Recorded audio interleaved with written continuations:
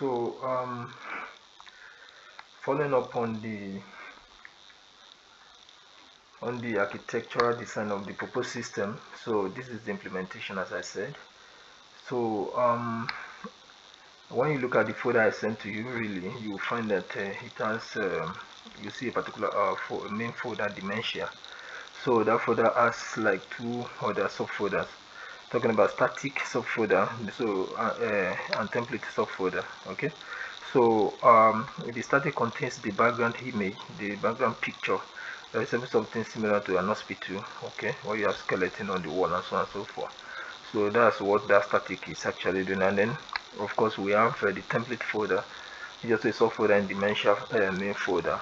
So what that one contains is the HTML, is an HTML file, so called the index.html. Okay, so that one contains the landing page for the system, so after it has been deployed. So then after that we have two other files, Python files. Okay, and then we have the testing, which contains the main training Python file, and of course we have the Flask dementia prediction.py, which actually which is the Flask application itself. Okay, so then you know what, after training we have to save the model. So this is the file after training. This is the trained model. Okay, so I'm quickly going to wrap it up because I've already done this video before, but so because of the limitations on my YouTube account, I can't upload a video that is longer than 50 minutes. Okay, so that's why I'm going to rush this video. Okay, so now to start with the testing file, which actually contains the training for the training itself, the training of the model. So I'm quickly going to just run through it. So the first part of it, this is the testing file, as you can see on the screen. So the first part is the libraries. We just imported the libraries that we needed for the training, or for the architectural design, and of course the training and evaluation and every other thing that's needed. So now these are the libraries or the modules that we need.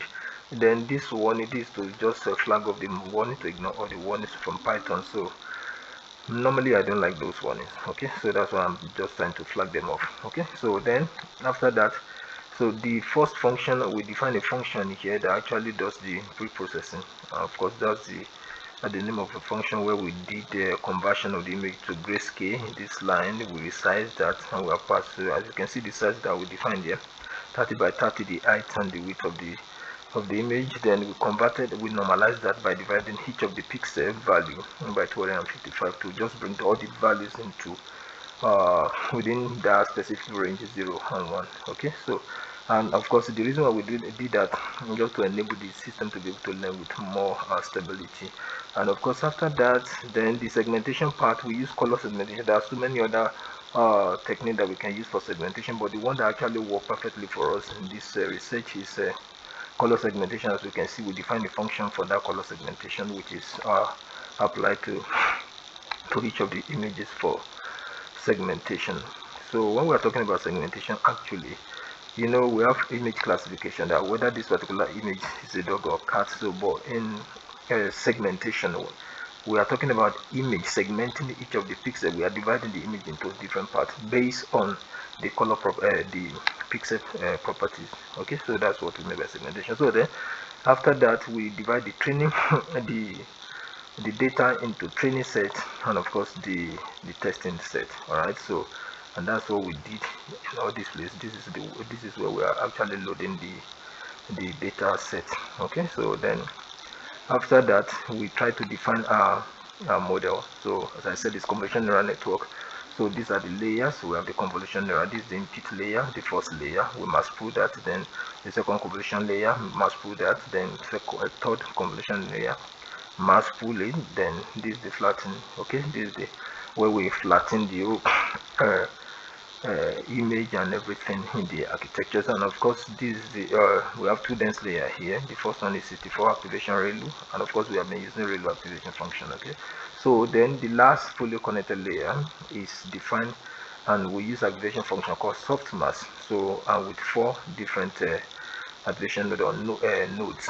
Okay, because we have 4 different classes. Okay, we have non-demented image, moderately demented, mild demented, and very mildly demented. So that's why we're having 4 nodes there at the fully connected layer. And of course, after that, we compile our model using Adam optimizing loss binary cross entropy as the loss function, and of course the matrix we use is accuracy. Then we fit that, we train that using the fill function. Okay, and passing all these parameters, and that's what we did. And after the training, I've already done the training. That's why I'm not showing, because of the maximum time given to me, so that I'll be able to still upload this one. I think I'll spend 5 minutes now, so I have to rush it.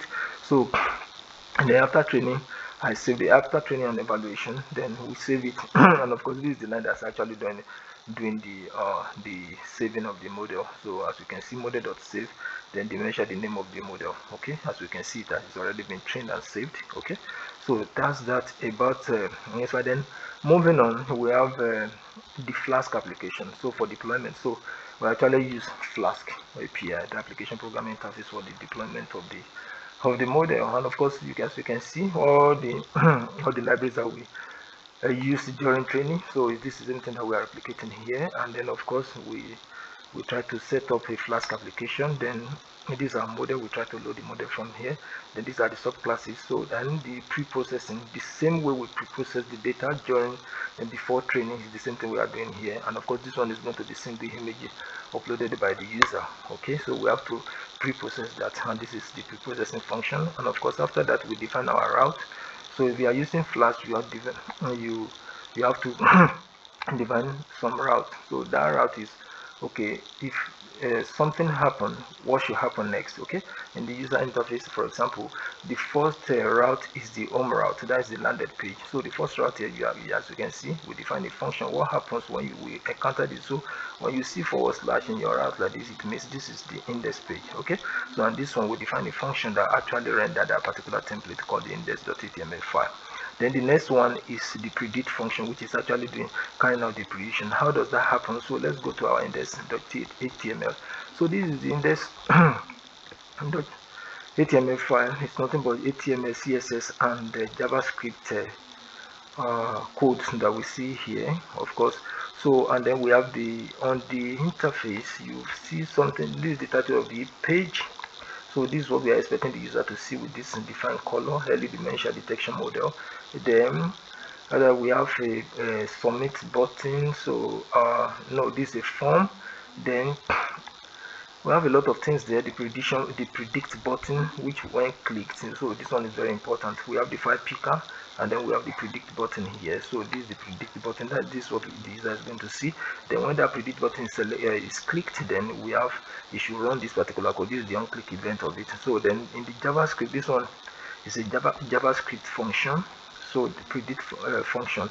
Okay, so for the image picker, display the image. When the user select an image, we want to show it on the form, and at the same time, of course, the predict button is not going to be displayed initially, because until when a particular image is selected. All right, so, and that is what we're showing here. As you can see, the predict button.predict style display is equal to block, because it wasn't set to invisible before, so it has to be blocked, and also meaning that it should show it when a particular object image has been selected. That's exactly what that one is doing.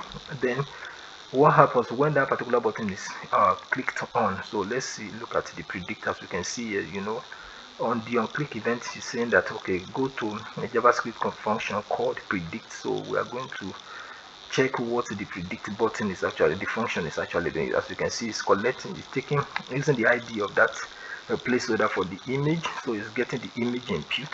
Okay, then we are passing it to, we are using the form data object, okay, to collect everything. And what we are collecting is nothing but the image. Okay, so then we are using the fetch command to take it straight, collect the image, and then post it to a particular function in Python called predict. So when you come down to this place, you see the route that we have defined as predict. So definitely when that button is from the JavaScript is able to have a handshake to this one because of that connection between them, and the name of the function there is also predict. So when once the user click on predict, it should come and run this particular code, and that is just what we are trying to do. And of course, when you look at the method, the request of method here is post.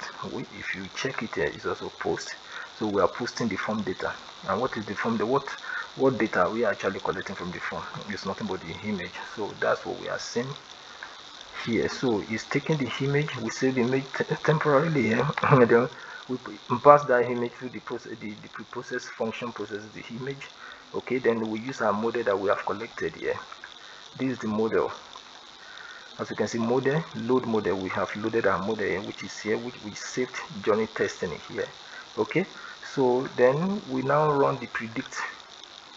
We run the predict method on the preprocess image, and of course the class, the predict class, is stored in the predict class variable here. And of course we remove it because we save it temporarily. We have to flush it out.